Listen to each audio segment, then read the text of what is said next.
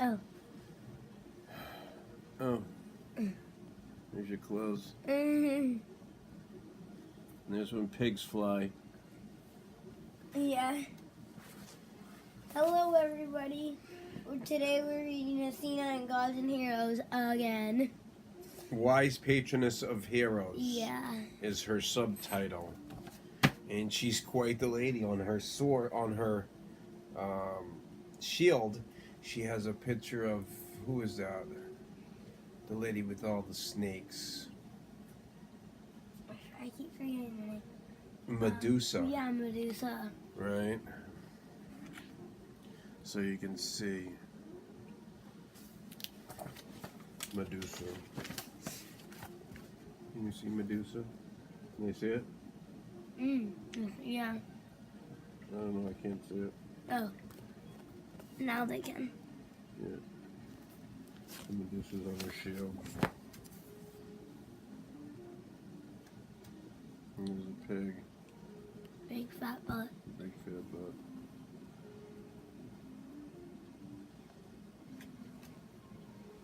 Look at some artwork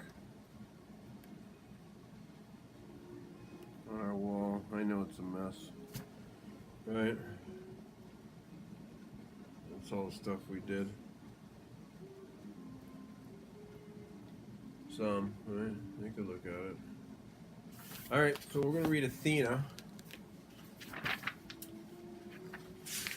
Athena looks like it'll be kind of a short one. So her tradition is Greek and Roman. And her home is Mount Olympus, also known as Pallas Athene, and Minerva. Minerva is the Roman version. If you ever find yourself facing a perilous journey, impossible task, or deadly monster, you will want to talk to Athena. She is a wise judge, an expert craftswoman, and a best tactician on Mount Olympus. Athena's wisdom isn't the wisdom of age, experience, folksy lessons, or family remedies.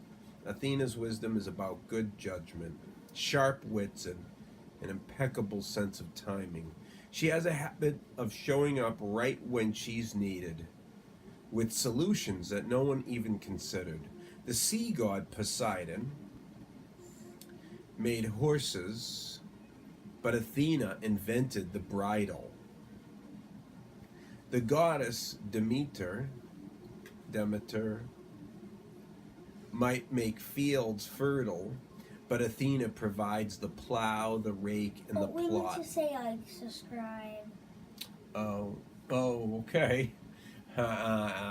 Smash that like button. Yeah. Subscribe if you like, and in a comment down below. And we're working on looking at the comments on a daily basis, though we haven't checked them in a while. We should. We should, because there might be people who comment. I just wanted to be careful on commenting. I wouldn't mind if you were commenting on just my channel, because you can say anything you want. But some people can be real dopey, you know. So I'd like to look at the comments before they go on. But maybe I should just let them comment, so we know what we need to do. We should look after this video. No, time for bed after this video. We can look tomorrow after school. Alright, so plot Aries. God of war. Aries, god of war, may be a daring warrior, but Athena is the better strategist. A strategist, right? That's what I want you to learn, is strategy. Strategy is very, very important in life. Let the other gods swing their powers around. Athena wins battles before they even start. Athena versus Zeus's head. Prophecies about unborn babies show up in myths around the world. Sometimes it's good news, and the expectant parents rejoice. But sometimes the prophecy is bad, and people try to stop it. They send the kid or the pregnant lady away, or just kill them. When the king of gods, Zeus, learned that Metis, goddess of wisdom, might give birth to a god stronger than him. He ate her. Sometime later, he came down with an awful headache. He did his best to ignore it, but the pain was so great that he eventually ordered the smith god, Hephaestus, to bash his head in, just to make it stop. The moment Hephaestus' axe hit Zeus's skull, Athena burst out. She was fully grown, armed and armored, and really scared the gods until they realized she was friendly. So she came right out of his head when the smith god Hephaestus smashed his skull. What do you think of that? That's just creepy. It's strange, right? Smith god. Smith is like a mason, a blacksmith, right? Those people, back then, they were very important. They made axes and tools to help with farming. That's all you had back then, from what we can tell. Stuff we dug up in the dirt. So how Athena invented spiders.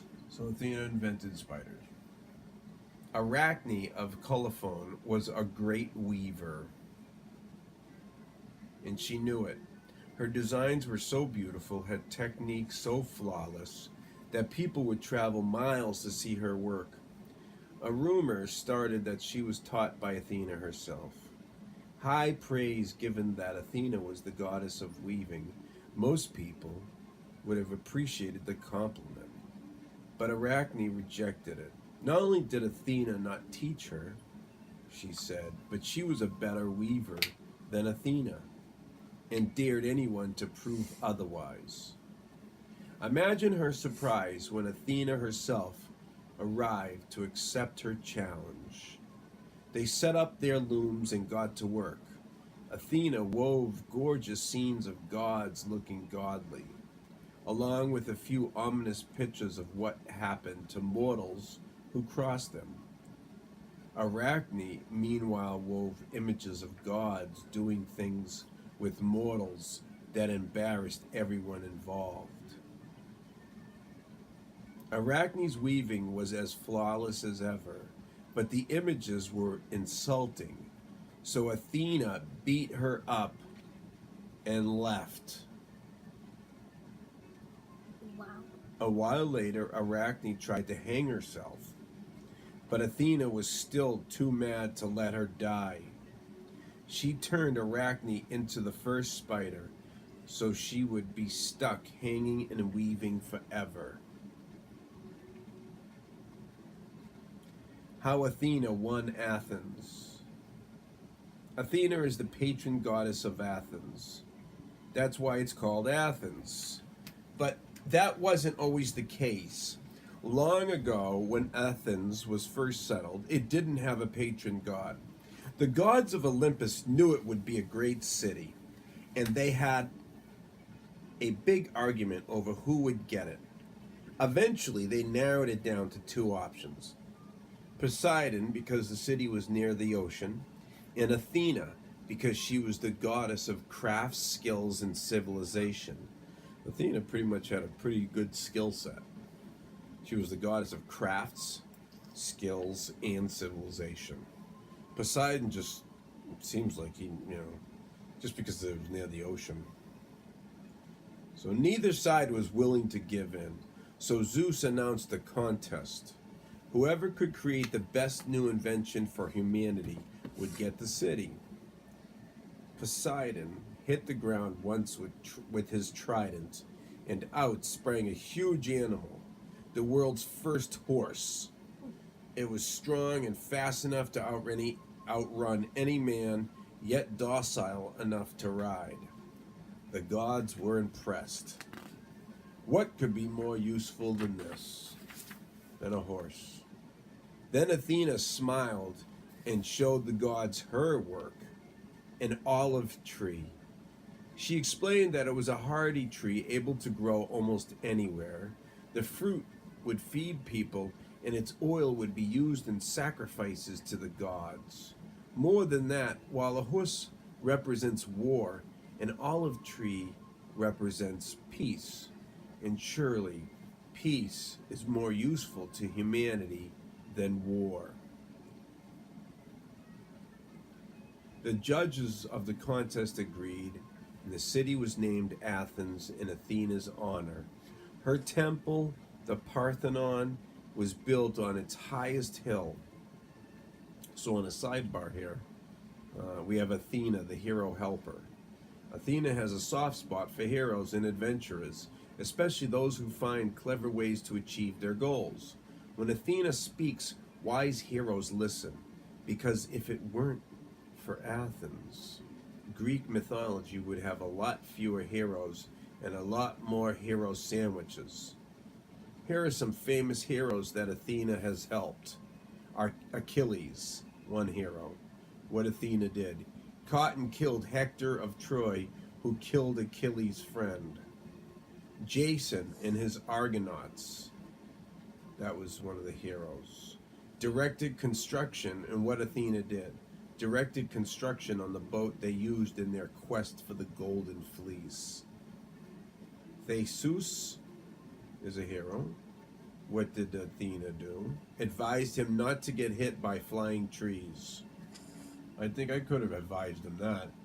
Watch, you see that tree flying? I wouldn't want to get hit by that. Right?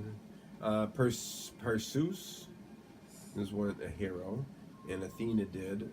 Pointed him to the items he needed to kill Medusa, including the helm of Hades, which renders its wearer invisible. Bellerophontes is a hero. And what Athena did? Gave him the flying horse Pegasus. And Hercules,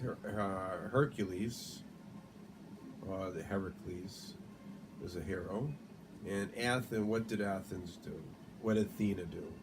Instructed him in killing and skinning a lion, and scaring some horrible birds. Odysseus Odyssey, that was a hero. What did Athena do? Helped countless times on his long journey home from fighting in the Trojan War. All right, so that's that. That was a while, right? So we got Baal as our next hero, Lord of Storms. Seems kind of cool. And his tradition is Semitic. And his home is a northern mountain, and also known as Hadad, Beelzebub,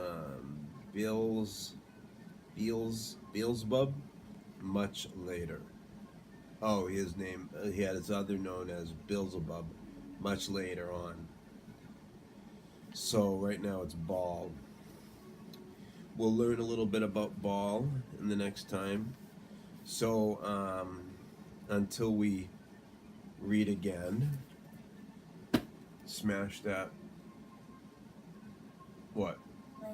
like button, subscribe if you'd like, make a comment, all that good stuff, right? And thank you very much for listening to the aliens out there.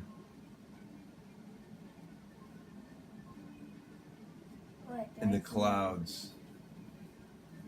All right. Good boy, buddy. Good boy. Good night.